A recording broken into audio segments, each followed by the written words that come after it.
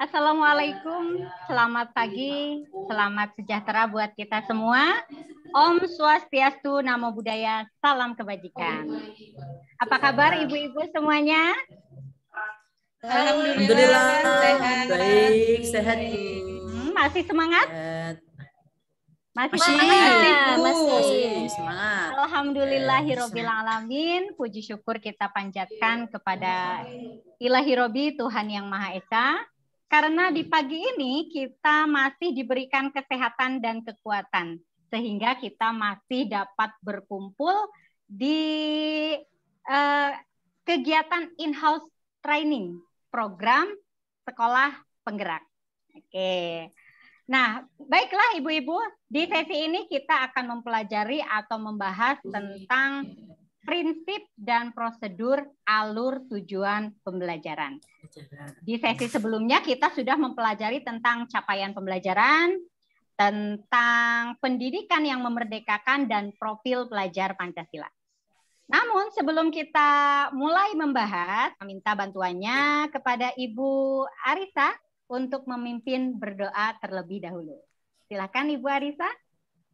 Oke, Ibu, sebelum kita mau mulai materi supaya acara ini berjalan dengan lancar, mari kita tundukkan kepala sejenak untuk berdoa. Berdoa dipersilakan. Berdoa selesai. Ya, terima kasih Ibu Arisa. Dan tidak lupa untuk mengawali kegiatan pembelajaran kita kali ini agar lebih semangat lagi, kita adakan ice breaking. Saya mohon bantuannya kepada Ibu siapa ini, Mariatun atau Ibu Dian untuk memimpin ice breaking kali ini. Silakan Ibu siapa? Saya. Ibu Dian, oke. Silakan Ibu Dian. Biar saya mendengar apa itu suaranya Bu Dian yang comel-comel itu. Oke deh, Ibu Dian suaranya empuk ya. Iya, suara empuk, comel biar. Ini mirip logatnya itu kayak logat orang Jawa Barat kalau saya dengar Ibu Dian bicara itu. Oh gitu. Ya, monggo Ibu Dian silakan. Ada keturunan Jawa Barat memang, Bu. Jadi gitu. Agak halus mungkin orangnya ya. Oh gitu, Bu. Iya. Baiklah, Silakan, untuk ice breaking kita pada pagi hari ini, begini Bu Ibu ya, saya akan membacakan sebuah cerita, bukan cerita ya. Nanti ada satu kata clue. Nah, katanya itu semangat. Nanti ibu-ibu bilang bisa, yes. Oh gitu, semangat, gimana? Bisa, yes. Oke. Kalau saya di dalam kalimatnya nanti ada kata semangat. Nah, ibu-ibu kompak bilang bisa, yes. Gitu. Oh gitu. Bisa, yes. Ya. Nanti paham Ibu? Oke, paham. Ya. Paham. Pagi ini kami memulai kembali kegiatan belajar kami. Meski dibatasi oleh jarak, namun kami tetap semangat belajar. Bisa. Yes. Semangat untuk menjadi penggerak. Bisa. Yes. Semangat untuk bisa. anak bangsa. Yes. Semangat untuk menjadikan pendidikan Indonesia lebih baik lagi. Ibu yang semangat. Jangan menjadikan kita patah semangat. Bisa. Yes. Harus semangat. Bisa. Kok saya bilang semangat ya? Iya, harus semangat. Bisa, yes. Yes. Oke, terima kasih Bu Dian cukup memberikan semangat. Oke, terima kasih sekali lagi. Baiklah, selanjutnya kita masuk ke pembahasan materi, yaitu tentang prinsip dan prosedur alur tujuan pembelajaran. Ibu-ibu mungkin, sebelumnya saya tampilkan dulu.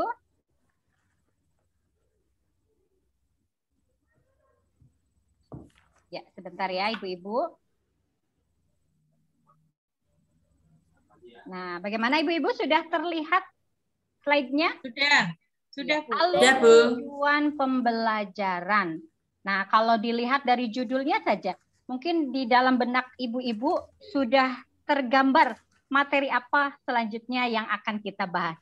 Alur tujuan pembelajaran. Mungkin sebelum kita lanjut nih ke pembahasannya, ibu-ibu ada yang mau berkomentar dulu mengenai alur tujuan pembelajaran? Ada? Alur mungkin rute ya Bu ya? Alur itu rute, oke. Kalau dalam pembelajaran bahasa Indonesia itu ada gitu Bu ya. arahan. Semacam Oke. Arahan. Arahan, rute. Kalau dalam seperti novel itu ada alurnya ya, ada plotnya, berarti ada jalan ceritanya gitu ya. Nah, ini berarti jalan tujuan pembelajaran. Nah, pembelajaran itu nanti ada rutenya, ada alurnya, ada jalannya. Nah, agar ketika kita mengajar nanti, kita itu sudah punya petanya, sudah punya alurnya, sehingga apa yang akan kita sampaikan itu bisa dengan mudah karena sudah sesuai dengan alurnya. Mungkin seperti itu ya ibu-ibu ya. Oke, selanjutnya. Nah, kita saat ini kita akan membahas tentang prinsip penyusunan alur tujuan pembelajaran dan prosedur penyusunan alur tujuan pembelajaran.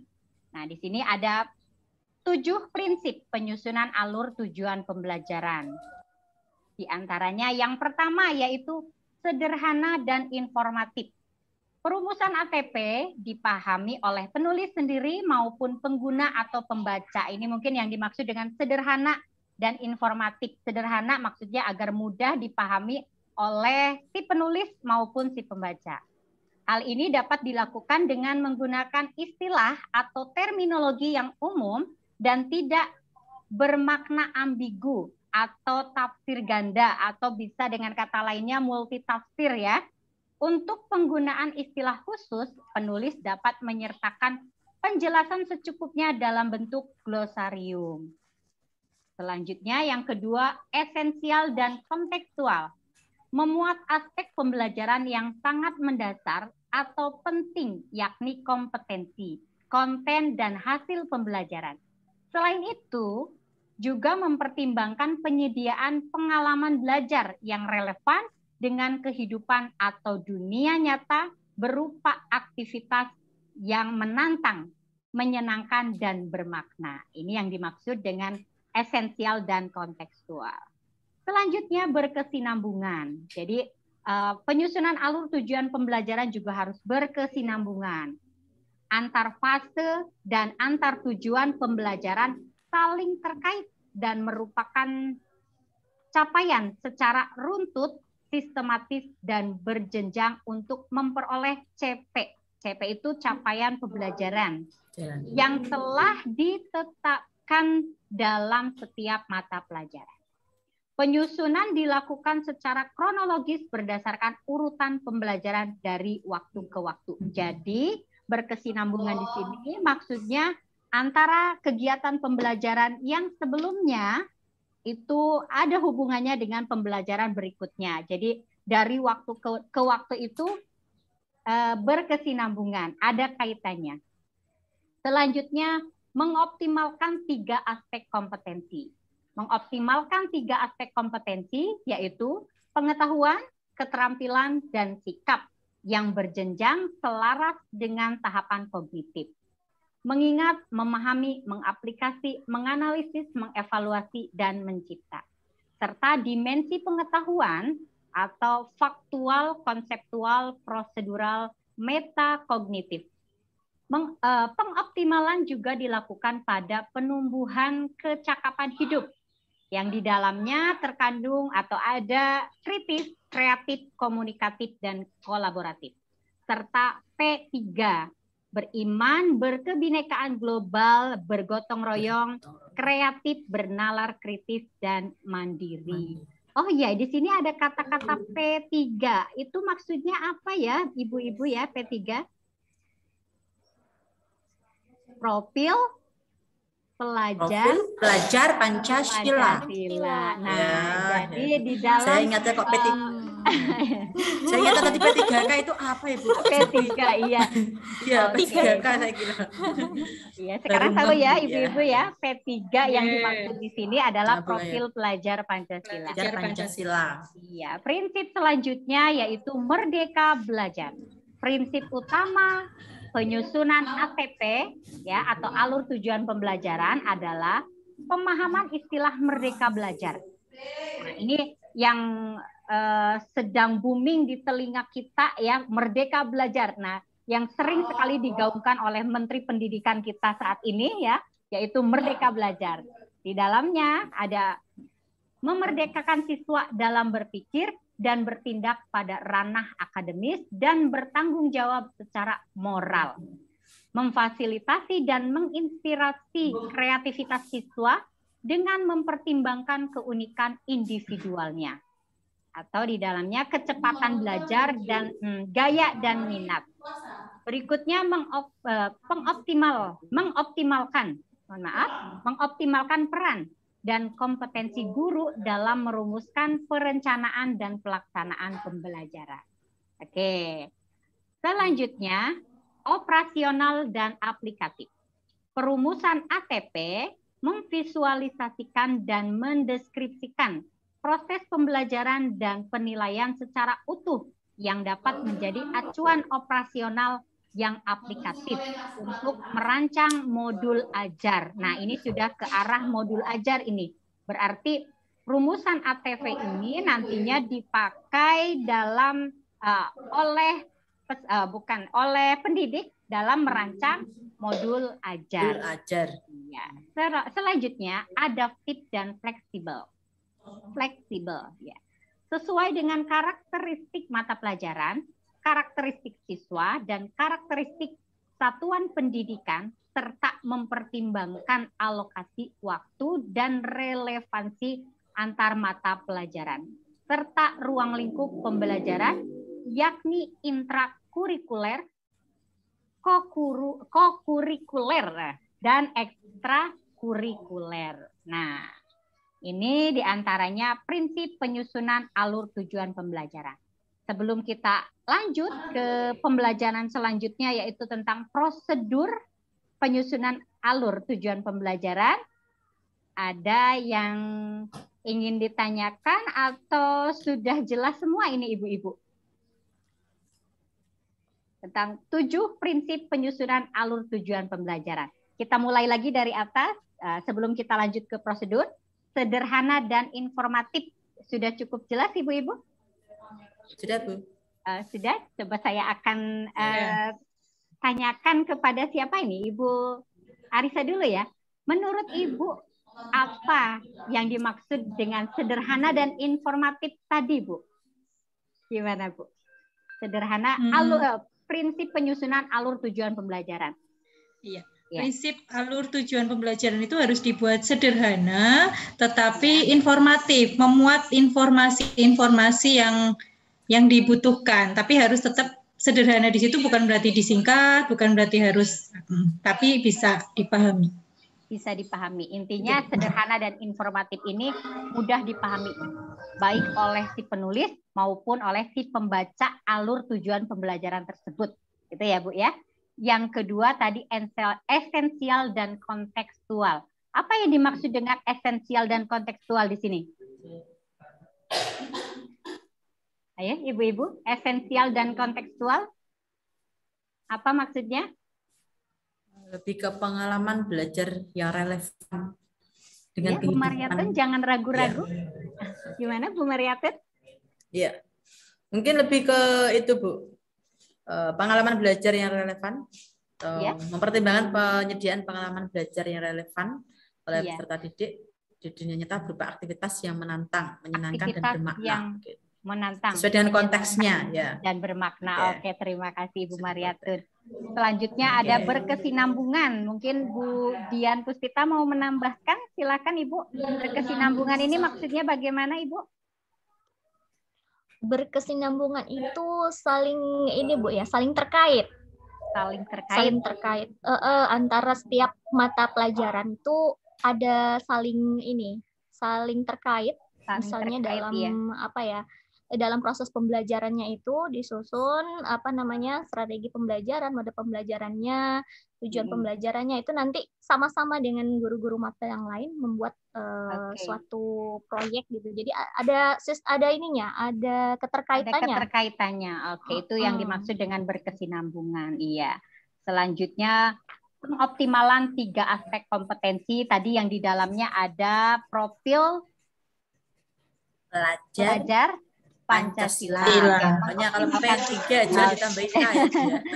Dan merdeka belajar. Ya, merdeka belajar di sini maksudnya kita itu memberikan kemerdekaan terhadap peserta didik kita, ya, bahwa memerdekakan siswa dalam berpikir. Jadi kita itu jangan mengekang siswa. Kita memberikan keleluasaan kepada siswa untuk berpikir. Nah, nantinya ke arah profil pelajar Pancasila, yaitu bernalar kritis. Jadi ada kesinambungannya juga ya Bu ya. Oke, selanjutnya operasional dan aplikatif, adaptif dan fleksibel. Mungkin di sini sudah bisa jelas ya Bu ya? Kalau jelas Bu. Kita lanjut ke materi selanjutnya. Nah, oke, ini tadi sudah dijawab ya Bu ya. Jadi ada apa sajakah prinsip dalam penyusunan alur tujuan pembelajaran? Oke, ini tadi sudah kita jawab bersama-sama.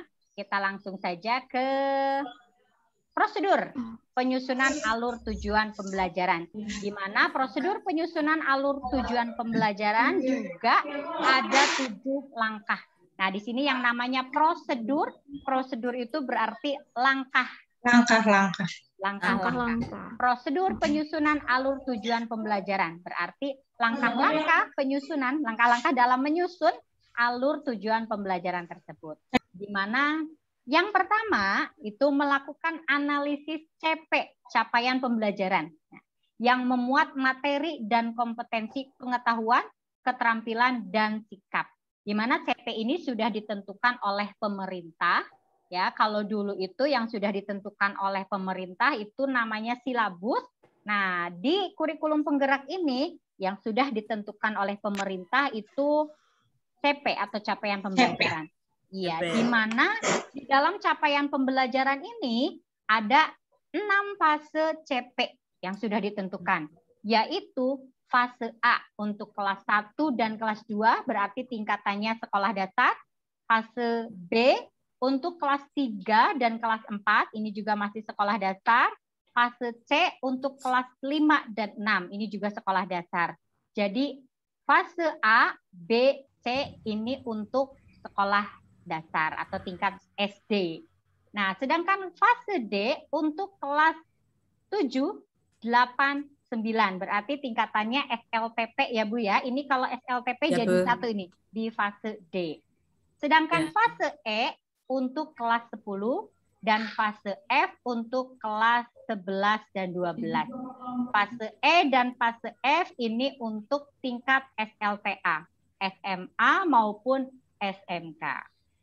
Nah, untuk langkah yang kedua di sini ada identifikasi kompetensi-kompetensi di akhir fase dan kompetensi-kompetensi sebelumnya yang perlu dikuasai peserta didik sebelum mencapai kompetensi di akhir fase. Jadi di langkah yang kedua ini kita identifikasi kompetensi di akhir fase gitu. Sebelum akhirnya kita ke pembelajaran berikutnya, kita harus mengetahui dulu apakah di fase ini peserta didik sudah mencapai pembelajaran yang diharapkan atau belum. Ini fase ini untuk ukur. Nah, di langkah yang ketiga, melakukan analisis setiap elemen dan atau sub-elemen profil pelajar Pancasila yang sesuai dengan mata pelajaran dan capaian pembelajaran pada fase tersebut. Nah, di sini ada 6 dimensi, yaitu, nah ini mungkin sudah tidak asing lagi ini. Ada yang pertama, beriman, bertakwa kepada Tuhan Yang Maha Esa, dan berakhlak mulia. Mandiri, bergotong royong, berkebinekaan global, bernalar kritis dan kreatif. Kira-kira ini isi dari apa ya Ibu-ibu ya? 3P, Bu. Ini termasuk Profil pelajar Belajar Pancasila. 3P. Iya, P3 ya Bu tadi. Oh, P3. Oh iya. Iya. Jadi ini ikut kemana-mana ini Bu, profil pelajar Iya. Pancasila sampai akhirnya kita menerapkan nanti yang namanya modul aja. Modul. Profil pelajar Pancasila ini tetap disertakan gitu. Nah, selanjutnya yang keempat, berdasarkan identifikasi kompetensi inti di akhir fase, rumuskan tujuan pembelajaran dengan mempertimbangkan kompetensi yang akan dicapai, pemahaman bermakna yang akan dipahami, dan variasi keterampilan berpikir apa yang perlu dikuasai siswa untuk mencapai tujuan pembelajaran. Nah, jadi di langkah yang keempat ini kita sudah mulai memikirkan nih, agar siswa mencapai tujuan pembelajaran itu harus bagaimana. Nah, ini di sini mulai dipikirkan nih. Nah, kemudian langkah yang kelima, setelah tujuan pembelajaran dirumuskan, jadi langkah keempatnya tadi merumuskannya, langkah kelimanya setelah dirumuskan, susun tujuan pembelajaran secara linier, sebagaimana urutan kegiatan pembelajaran yang dilakukan dari hari ke hari. Ya. Langkah keenam, tentukan lingkup materi dan materi utama setiap tujuan pembelajaran. Setiap tujuan pembelajaran dapat memiliki lebih dari satu lingkup materi dan materi utama. Selanjutnya, berdasarkan perumusan TP, tentukanlah jumlah jam pelajaran yang diperlukan. Contohnya, tujuan pembelajaran untuk mencapai suatu kompetensi pengetahuan 120 menit, keterampilan 480, dan sikap 120 menit. Nah, ini jadi langkah-langkah menyusun alur tujuan pembelajaran. Dari langkah-langkah ini, Ibu-ibu sudah cukup jelas nanti untuk menyusun alur tujuan pembelajaran? Bagaimana Ibu-ibu? Paham, Bu? Ya, Bu. Paham. Ya, cukup jelas, sudah paham? Cukup. Nah, kalau sudah cukup jelas, sudah memahami materi yang sudah kita bahas tadi, kemudian nanti Ibu-ibu menyebutkan langkah-langkah dalam penyusunan alur tujuan pembelajaran dengan bahasa sendiri. Nah, ini nanti bisa dikerjakan oleh ibu-ibu pada sesi asinkronus. Jadi tidak langsung dikerjakan di sesi sekarang ini. Nanti ibu-ibu setelah menyelesaikan kegiatan sinkronus ini, ibu-ibu bisa menjawab pertanyaan ini dengan bahasa sendiri. Jadi ibu-ibu nanti menyebutkan langkah-langkah dalam penyusunan alur tujuan pembelajaran yang sudah kita bahas tadi, tapi dengan bahasa sendiri. Bagaimana Ibu-ibu, sudah cukup jelas dengan tugasnya? Jelas, Bu. Jelas. Jelas. Ada yang mau ditanyakan? Jelas. Cukup, Bu. Cukup. Cukup ya? Cukup. Oke, waktu juga sudah cukup siang. Ini Ibu-ibu mungkin mau melanjutkan kegiatan yang lain. Jadi untuk kegiatan pembelajaran atau kegiatan IHT program sekolah penggerak ini dirasa cukup ya Ibu-ibu ya. Cukup, Oke, Bu. untuk Cukup, menutup pembelajaran ini, sebelum ditutup sebentar saya stop share dulu. Nah, oke.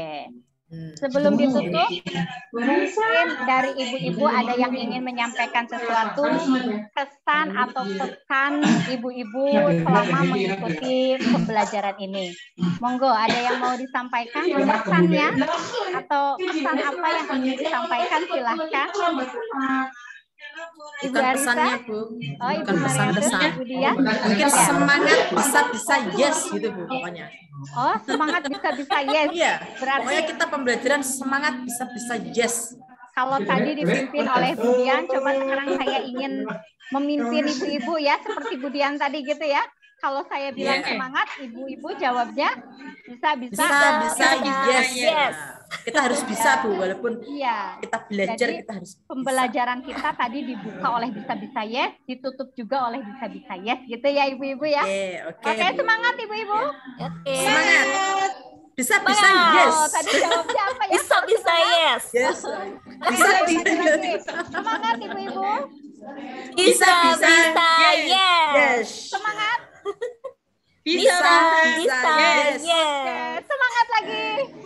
Bisa, Bisa Oke, yes. terima kasih. Dari awal sampai akhir saya mohon maaf apabila ada tutur kata saya yang kurang berkenan di hati ibu-ibu. Dimaafkan ya. Dimaafkan sama, ibu. Bu. Oke, Ya, sampai jumpa sama-sama di Ibu. kesempatan di pertemuan yang akan datang. Untuk pembelajaran kali ini saya rasa cukup. Terima kasih atas partisipasinya. Wassalamualaikum warahmatullahi wabarakatuh. Waalaikumsalam warahmatullahi wabarakatuh. Brenda, Clarissa, Budian. Sampai Selamat jumpa ya. siang. Ya, sehat Iya. selalu.